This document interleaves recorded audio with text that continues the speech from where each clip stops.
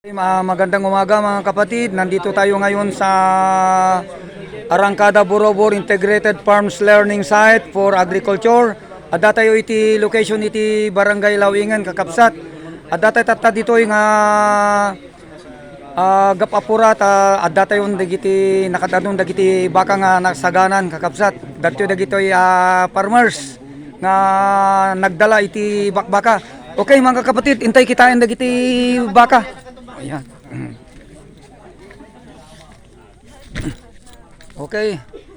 Tagtida kakabsat dagiti baka. Ayan. Ayan. As you see mga kapatid, dagita nga baka so dagita may injeksyonan madamdama after 3 days into nolones nabaran iti wagbagida mabalindan nga masumpitan. Ayan. Isot gapuna nga nakahanda ta dito yung kakabsat. Okay, agsublito dito yung site.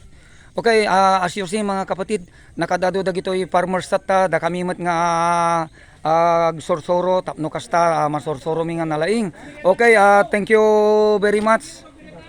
Thank you very much kakabsat iti kaada ni Dr. William Godoy. Iti Carabao Center.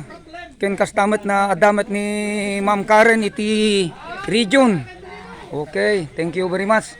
Ako kang runana apo iti LGU Santo Domingo, idadaulwan apo ni Mayor Brian Dexter Tadena.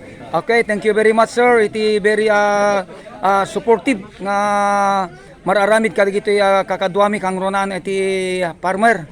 Okay, kang kastamot apo iti nagwapo nga Maumi. Thank you very much sir Randy. Iti panang suporta mo apo kada kami nga manalon.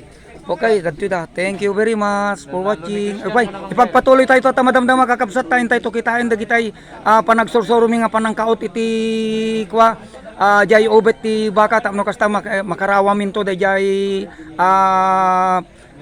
susumpitan na. Thank you very much.